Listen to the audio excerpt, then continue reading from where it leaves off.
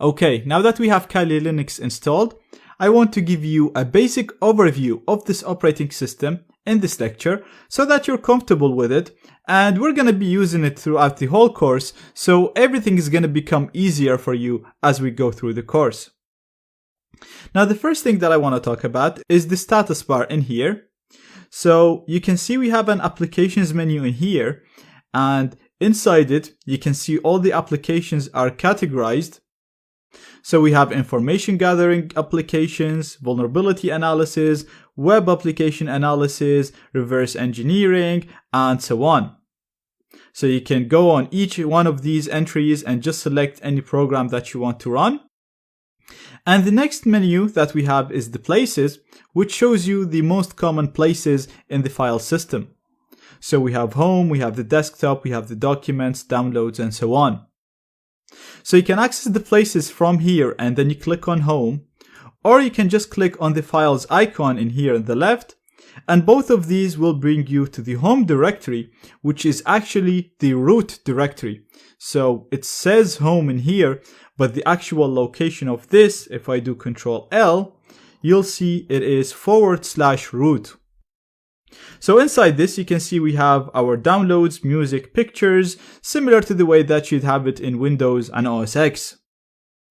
We also have the time in here, and in here on the right, we have more controls. So the first thing that we have in here is the workspaces. So Linux comes with multiple workspaces by default. Basically, what this allows us to do is we can have this desktop in here. For example, we can open the places, and we can, for example, navigate to downloads and do some work in here. But if we go here to workplaces and go to the second one, you can see that I have an empty desktop that I can do whatever I want. And for example, I can launch Firefox in here. And then again, if I want to go back to the first workspace, all I have to do is click on here, click on number 1, and I'm back in here. And because I've already used up 2 spaces, the system is already creating a third empty space, so I can click on that, and as you can see, I'm in the third space where I can do more stuff.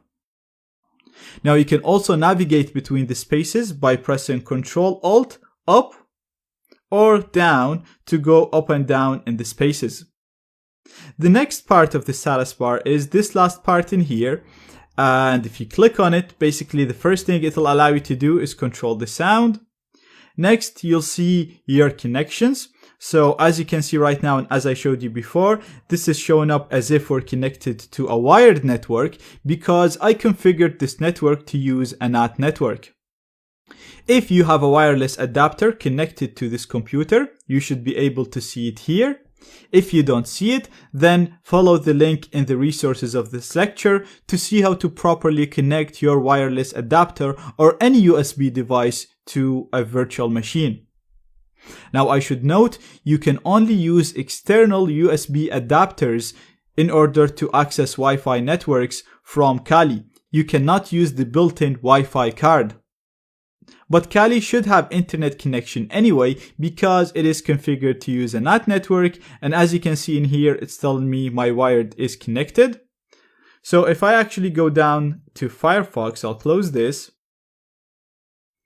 And if I just go to google.com, you can see it is connected to the internet. So let's go back to where we were. And if we click here, we also have the battery settings, the user settings. You have this button to turn off the machine. This is to lock the machine, and this will show the preferences where you can modify the preferences of the machine. So you have Bluetooth, Wi-Fi, change the background, change the languages, and so on. So you can spend some time getting familiar with this. It's very easy and very intuitive. Same goes to the file manager in here, very intuitive, double click to go in. You can right click and archive and extract here to uncompress it. You can navigate throughout these files by clicking them, and then you have the trash here, which contains the deleted files. Now we also have the dock in here, which contains the favorite applications, and you can also access all the other applications by clicking on this icon right here, the show applications, and this will show you a menu with the most frequent applications. And then if you click on all, it will show you all the available applications. Okay, now that we had a quick overview of Kali Linux, I want to spend some time talking about the Linux terminal. So you can access the terminal through this application right here. So if we click on that, it will open the terminal window for us. And as you can see, all it is a black screen where you can type commands. Now, the Linux terminal is actually very, very powerful because it can be used to do anything that you can think of, really. A lot of the applications in Linux that have a graphical interface were command prompt programs first, and then people made a graphical interface for it. So a lot of the time, maybe the graphical interface will be buggy or crash, and the terminal program will still work. Also, a lot of the penetration testing tools do not even have a graphical interface. A lot of them can only be used throughout the terminal. Not only that, but in many scenarios, you might only have an SSH or a command prompt access to a machine.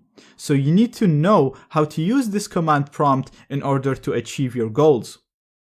So throughout the course, we're going to be using the terminal a lot, and that's why I want to spend some time just showing you the basics of it and making sure that you're going to be comfortable using it. Now, the basic idea is you type a command and the result will be displayed for you on screen. So let's have a look on a very, very simple command, which is pwd. Now this command prints the current working directory, hence the name pwd. So if I hit enter, you can see it's printing /root, which means right now I am in the root directory. So basically I am in here. This is the root, it's home. So if I do ls, which is a command to list all the directories and files in the current working directory, we should get all of these directories that we see in here. So if I hit enter, as you can see, I can see all these directories in the current working directory. Now, another very useful command is the cd command. This command allows us to navigate into another directory. So for example, let's say I want to navigate into the downloads. All we have to do is type cd followed by the name of the directory that I want to navigate to. So I'm going to type downloads. Now if I hit enter, I should be inside the downloads now. So if I do pwd to see my current working directory, you'll see that it's saying I'm in root /downloads. So if I do ls here, it should show me all the directories and files inside downloads. So if I do enter, as you can see, I have a directory and a file in here, and these are the exact same files that you'll see if you double click the downloads here. Now, if you want to go back one directory, so similar to pressing the back button in here, all you have to do is do cd, again the command to change the working directory, followed by ... And now if I do pwd, you'll see I'm back in root. And if I do ls, you'll see all the directories and files in root. So that's all good. And there's actually a huge number of commands that you can use. So I'm going to include a link in the resources of this lecture of all the Linux commands that you can use. You don't need to know them by heart. We're actually going to be using a lot of them throughout the course. So you're going to naturally learn them as you go through the course. Now, if you are using a command and you're not sure about how this command works, you can just use the man command to display the manual of this command. For example, we've used the ls command here to list the files and directories in the current working directory. But if I do man followed by ls, this basically means I'm requesting the manual of ls. So I'm asking, how can I use the ls command? So if I hit enter, you'll see I'll get a screen similar to a text file. And basically it's giving me a lot of information on how to use the ls command. So you can see that it's telling us that this command will list the directory contents. You can see the way it works by typing ls followed by the options followed by a file if you want to run it on a file. You can see a longer description of the command, and then you can see all the options and the arguments that we can use with this command. Now, in Linux, most of the time, the options will always follow the same syntax. So you either use -letter or -- a word to specify the argument. For example, in here, the -a and -- will ignore entries starting with dot. So if you keep going down in here, you'll see all the options and arguments you can use with the ls command. And we have another example here. We have the -l, which means it's going to use a long listing format, which will display more information about the files in the current working directory. So let's have a look on that. I'm going to press Q to exit this, and then we're going to do ls as usual. And since we read the manual, we know we can do -l to see more information about the files. And if I hit enter now, you can see I'm still getting the same directories, but it's also showing me the permissions, the users, the date created, and so on. So you can use the man command on any command you want, not only on the ls. So you can use it on the pwd, you can use it on the cd, or any other command, and it will show you full description or the manual page of how to use this command. Now, I'm going to clear the screen by typing clear. And the next thing that I want to show you is the --help. So this is something that you can use again in almost all commands and all programs in Linux. So you can just type the program name or the command name followed by --help. As you might think, this will show you a help message telling you what this command is or what this program is, the arguments that it takes, how to use these arguments, and examples at the bottom. Now, another useful thing with the terminal, so I'm going to clear this again, is the arrows. So you can press up to go up to see all the commands that we executed before, and again you can go down to navigate between the commands that you executed previously. You can also use the tab for autocomplete. So again, let's do ls, and you can see all the files, and let's say we want to go into documents. So we can do cd followed by documents. You can type documents, or if you're lazy like me, you can just do doc and press tab, and as you can see, it's automatically completing the rest of the word for me. So this is something that comes very, very handy when you're using the terminal for a long time. Now, what I also want to show you is how to install programs in Kali from the terminal. So first I'm going to clear this. And the first thing that you want to do is update the sources where Kali can search and download programs from. So we're going to do apt-get update. Now, apt-get is the name of the application that allows us to download and install programs. And we're saying update because I'm saying that I want you to update the list of all the programs that I can install. So I'm going to hit enter. And you want to make sure that you have internet connection when running this. And as you can see, it's telling me that it's done. And now we can go ahead and start installing applications. So the first program that I want to install is actually a terminal program, so similar to this one, but it allows us to have multiple terminal windows open in the same window. So in order to install a program through the command line, we're going to do apt-get, which is again the name of the program that allows us to install programs on the system. We're going to say that I want to install, and the program that I want to install is called Terminator. So very, very simple. First of all, we're typing the name of the command, which is apt-get. We're saying that I want to install, and the program name that I want to install is called Terminator. So I'm going to hit enter. And this is going to download and install Terminator for me. So you can use the same command to install any program that you want. You just need to replace Terminator with the name of the program that you want to install. Now I've already downloaded and installed this before, so it didn't ask me to confirm. But if you're running this for the first time, it might ask you to confirm whether or not you actually want to install this program. So all you'd have to do is press Y from the keyboard and hit enter. Now as you can see, it's done.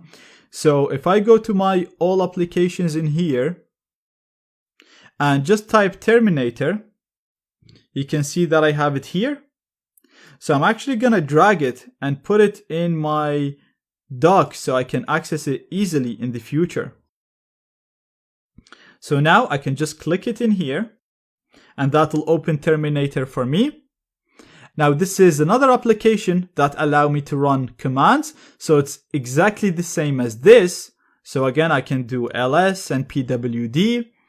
The only difference is with this one, I can actually right click and click on split horizontally, for example. And this will split the same screen into two screens where I can run commands at the same time. So I can have some commands in here and I can run commands in here. And then I can even split this more if I want, again vertically or horizontally. And as you can see, I can have as many terminal windows as I want, and this will be very helpful in the future when we'll be running a number of programs and a number of commands at the same time. Now before I let you go, I just want to show you two websites that I'm going to include in the resources of this lecture. First of all, we have a website here that includes the most common Linux commands, if not all.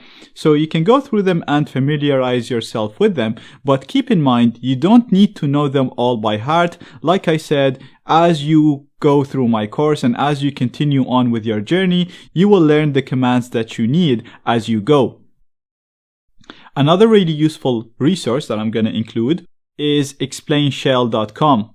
This website is designed to explain Linux commands to you. So all you have to do is type the commands in here. So for example, if you just type ls and hit explain, it'll explain that ls will list directory content.